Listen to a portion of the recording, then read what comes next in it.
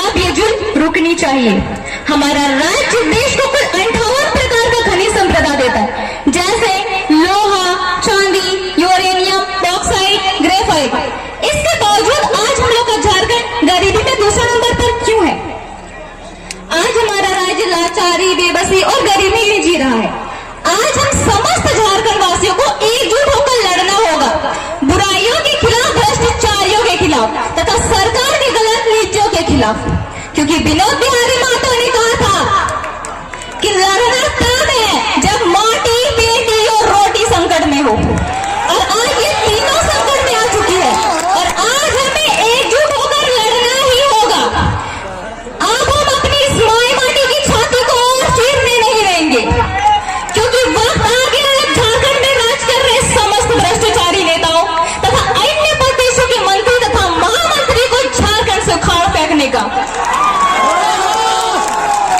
हम झारखंडवासी जब 4345 पंचायत में जब 4345 मुखिया तथा सरपंच बना सकते हैं, 936 जिला परिषदों की सीटों पर जब 536 जिला परिषदों के सदस्य बना सकते हैं, 24 जिलों में जब मुखिया मतलब 24 जिलों में जब संसद बना सकते हैं, 24 जिलों में जिला परिषदों के सदस्य तथा विधायक बना सकते हैं, तो क्या 81 विधानसभा की सीटों पर और 14 लोकसभा की सीटों पर संसद तथा विधायक नहीं बना सकते हैं?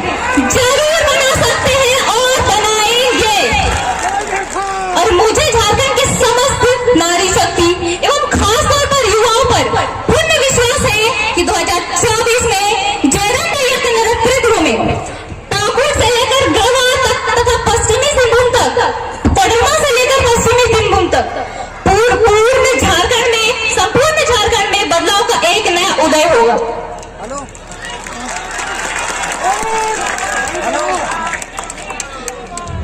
झारखंडियत माटी को जगलाने के लिए तथा झारखंड के नागरिकों को अपने हक, अधिकार और पहचान के लिए जयराम भैया के नेतृत्व में जो आग लगी है वो आग बुझने नहीं देना है,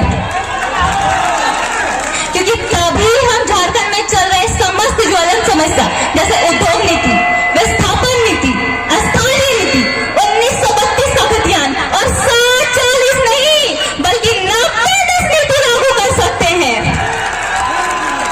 आज झारखंड विकास न होने की सबसे बड़ी समस्या है तो वो है भ्रष्टाचारी, बेरोजगारी, लाचार शिक्षा नीति, खनन का दुरुपयोग, अस्थायी सरकार, जातिवाद राजनीति, उद्योगों में स्थानीय को रोजगार नहीं देना तथा राज्य सरकार के अनावश्यक खर्चे। अगर झारखंड को तरक्की करवाना है तो मैं सुषमा कुमारी को इस तरीके में बताना चाहती हूँ कि झारखंड तरक्की कैसे होगा। सबसे पहले तो नेताओं का पेंशन खत्म करना होगा, क्योंकि ये कौन सा नियम है कि अगर एक दिन के लिए भी अगर कोई नेता बन गया तो पूरा जीवन पेंशन। अगर इसको पेंशन मिलेगा तो ये जो हमारे दादा दादी दिख रहे हैं 60 साल में जिसको पेंशन मिलता है वही मिलेगा और कुछ नहीं, क्योंकि ये एक सेवा का पद है ना ही व्यापार का। दूसरी बात, नेताओं का सैलरी आधा करना होगा, क्योंकि नेताओं को जब सरकार की तरफ से सारी सरकारी सुख सुविधाएं मिल रही है तो उसको सैलरी की क्या जरूरत है? राजा महाराजा जैसे घूमता है, वीआईपी गाड़ी में घूमता है, सैलरी की क्या जरूरत है? सरकार की तरफ से सारी सुख सुविधाएं मिल रही है। तीसरी और सबसे महत्वपूर्ण बात, झारखंड की राजनीति से नेपोटिज्म खत्म करना होगा, क्योंकि झारखंड में एसएससी और यूपीएससी एग्जाम का तो कोई ठिकाना ही नहीं, पेपर लीक होता है पर टाइम पर एग्जाम नहीं होता है, मंत्री परिषद में परिवार के लोगों को ही बिठाया जाता है और ये व्यक्ति नेता बन जाता है तथा झारखंड को लूटने का काम करता है। जब ये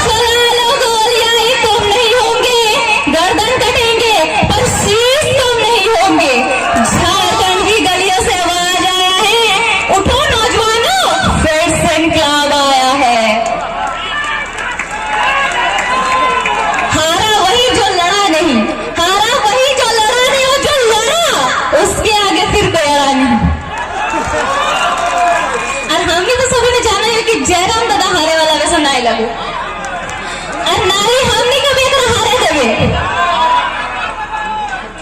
तो तोनी की चाहे 2024 में बदलाव होवे चाहिए कि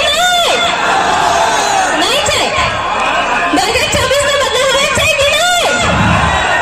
अगर हवे चाहिए तो सभी के जागरूक होवे तो आज हमने झारखंड में 200 राज्य के लोग आए के यहाँ कर अपन फैक्ट्री खोल ले लो, अपन हॉस्पिटल खोल ले लो, अपन घर बना ले लो। काहे हमने पढ़ल लिखल ना है, हमने जागरूक ना